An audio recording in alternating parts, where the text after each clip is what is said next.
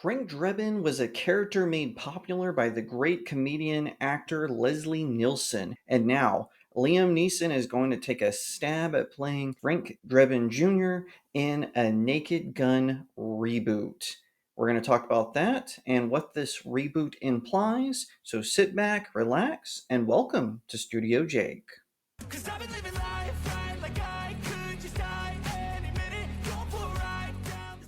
Hi everyone, my name is Jacob Berry. Welcome to the Studio Jake Vidcast, where I talk about all things pop culture. Be sure to like, share, subscribe, and if you're watching on YouTube, ring that little bell so you get notifications when I post a new vidcast, and consider becoming a channel member. You can also head on over to my website, studiojakemedia.substack.com, where you can support the channel and subscribe at different tiers that unlock different perks.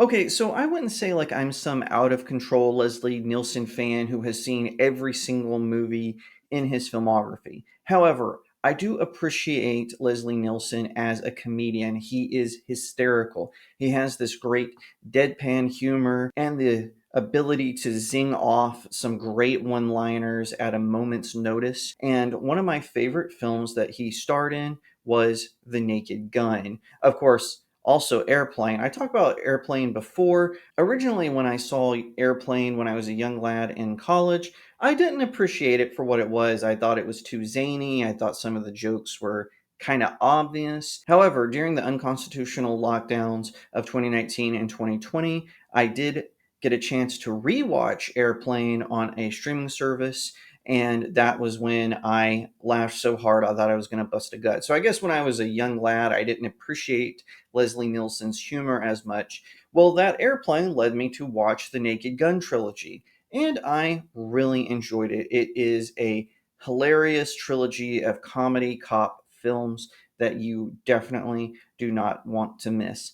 So I have to admit, like with all of these remakes and reboots, I have to admit that I was beginning to wonder if this was going to be another one that was going to be plagued by political correctness, wokeness, that it was going to be steeped in DEI nonsense or ESG nonsense, or maybe both, because the original trilogy, it was irreverent, it was hysterical, it was funny, and like I said, a lot of the humor comes from the time period. And by the way, Naked Gun was actually a spin-off of a show that Leslie Nielsen starred in called Police Squad. And I did it like that because there's an explanation point at the end of Police Squad. And back then, it was very rare for a TV show, especially one that had failed, to become a film series. Now, I've never watched the show. I would love to at some point, but I've never gotten the chance to. Back to the films, David Zucker directed them. And David Zucker, as a director, is a little hit and miss for me. I do think he is pretty decent at comedies, but sometimes I feel that his comedic style is just not to my taste. I'm not saying he's terrible. Like I said, he's very hit and miss for me, but the Naked Gun films were definitely a hit. And now they are doing a remake that's going to come out in 2025. And when I first heard about this, I'm like, who are they going to get to replace the great Leslie Nielsen? And I have to admit, some ideas of some overused actors like Pedro Pascal and Jack Black and Seth Rogen were kind of going through my head. I'm like, oh my gosh, what if they pick someone like those three guys who are definitely not funny on their own? Now, Jack Black is funny, but again, he's just overused. He's in everything now, and he usually just plays Jack Black, so I didn't really think he could capture Frank Drebin. I was thinking they were going to need to get someone who is like legitimately funny, like Steve Buscemi or Steve Martin. And previously, Steve Martin had starred in two remakes of The Pink Panther, which of course that character was originally played by Peter Sellers. So maybe in some way I could see them wanting to go with someone like him. Or they could go even younger SNL alumni and do someone like David Spade. I could see him taking on a role like Frank Drebin. But even with those names, I was still kind of hesitant. Who could replace the great Leslie Nielsen as Frank Drebin, the police squad cop who always gets into trouble, who is a very aloof, but somehow still manages to solve the mystery and stop the criminals? To my surprise, they picked Liam Neeson. Now, this really stunned me because Liam Neeson has been in a few comedic roles, and he's done a decent job, but you don't typically think of Liam Neeson as a comedy actor. You tend to think of him as a character who appears in dramas or in action thrillers, especially in the later era of his career after he appeared in Taken. It seems like action thrillers are kind of his sweet spot. They're kind of like his retirement films. And no shade at that. I think that's great if he's found his niche. But to be a replacement for Frank Drebin, so I was a little concerned about this. However, I saw the teaser trailer, and while he doesn't have the same comedic timing that Leslie Nielsen does, I was pleasantly surprised. For one thing, this isn't a full on remake. It's not a remake of the original Naked Gun or Naked Gun 2 and 3. And I know, yes, they have really long subtitles, so I'm not going to go there. It's actually going to be a sequel to the Naked Gun 3, where Liam Neeson is going to play Frank Drebin's son, Frank Drebin Jr. And I was like, okay, I can actually get behind this a little bit. Now, sometimes children or child sequels, they can be a little bit of a mixed bag. I mean, just look at The Son of the Pink Panther, which had a different actor playing a son of Inspector Clouseau, again played famously by Peter Sellers. That movie wasn't that great.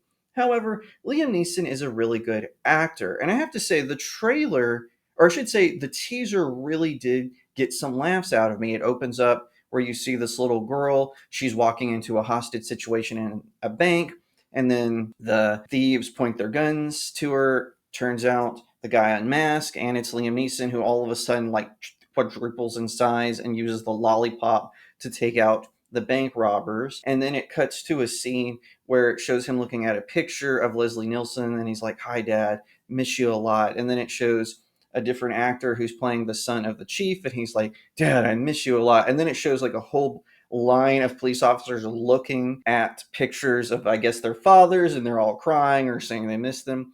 And then all of a sudden, a picture of O.J. Simpson appears. It has his character names because he was in Naked Gun 3. And then it cuts to this black patrolman who looks at the camera and kind of goes, and then it comes up the Naked Gun. Well, then they released a full trailer where it looks like Police Squad is being blamed for some crimes, and Liam Neeson as Frank Drebin has to stop them. It is also going to star Pamela Anderson, which good for her. I always feel like Pamela Anderson, because she made some really poor casting decisions kind of early in her career, where she got typecast of a particular character when she was also known for appearing in Home Improvement. And yes, I am blaming Baywatch for some of that. That really typecasted her. But she's actually a pretty decent actress. She is going to be in this movie. Good for her. I'm glad that she's going to get this opportunity. I don't want to say to redeem herself, but an opportunity to play against type in a totally different kind of movie. Good for her. But all that to say, am I excited about this movie? Yeah, a little bit. I think that this movie is going to be funny. It's got a decent director. It's Akiva Schaffer, who, of course, is one of the three of the Lonely Island trio. He is going to direct it, and he's a pretty solid director. I've seen a couple of his movies. He can have some good comedy timing. Now, the question is this a Lonely Island movie? It doesn't appear so. Seth MacFarlane is directing it. Of course, everyone knows Seth MacFarlane from the last time the Oscars were funny back in 2012, and also as the creator of Family Guy. He's done a bunch of other comedies as well. He is a pretty decent producer, actor, and writer, so maybe this movie will be good. And like I said, Akiva Schaffer, he's pretty decent. I do have like a passing sort of familiarity with the Lonely Island, so perhaps this will be really good. I especially like their crossover with Michael Bolton, who of course was in their song Jack Sparrow, which starts off as kind of one of their typical sort of club party boy atmosphere, and then all of a sudden Michael Bolton breaks into a song about Jack Sparrow from Pirates of the Caribbean.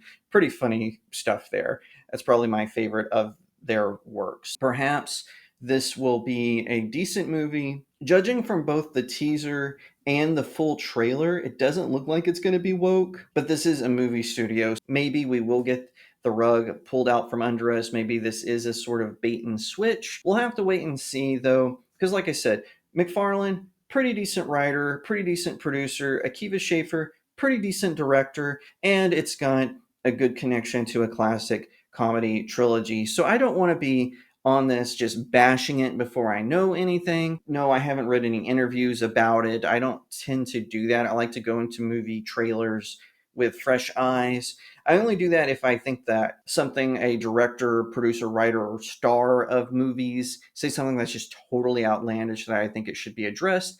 I'm not seeing that here. Now, please let me know if I missed something in the comments section below. But as of right now, I am kind of looking forward to this film. I do like Liam Neeson. I do like some of Seth MacFarlane's work. I do like some of Akiva Schaffer's work. So this, at the very least, may at least be a middle of the road comedy that I can enjoy, but we'll find out. Who knows? It could go either way. Like I said, this could be a rug pull moment, but I'm going to give it a chance just based on how much I liked the teaser and the full trailer. So anyway, I hope that they don't ruin the legacy of David Zucker and Leslie Nielsen with this film. Like I said earlier, though, we're just going to have to wait and see. If you like that video, be sure to give it a like, share it out to all your friends, leave me a comment, tell what you think, and subscribe. If you're watching on YouTube, ring that little bell so you get notifications when I post a new vidcast, and consider becoming a channel member. If you want to support me and the work that I do, head on over to my website, studiojakemedia.substack.com. It's where you can read most of my articles for free, or you can sign up for different tiers that unlock different perks, including getting to choose a topic for the website, and you get to choose what I talk about here on the vidcast. So it's definitely worth seeing and maybe even subscribing. On that website, in the conveniently titled Buy My Books section, you can purchase one or all 4 of my books at various links, including Amazon. They're all on Amazon, so you can get all of them. Please leave me a 5-star review. It really helps out small indie creators like myself. Once again, thank you so much for watching, and I'll see you next time right here on Studio Jake. 'Cause I've been living life right like I could just die any minute. Going for a ride down the side, PCH, country limit. I don't need a guide, follow lights, take me where I want to visit. Are you alive? Or just breathing? 'Cause I've been living life right like I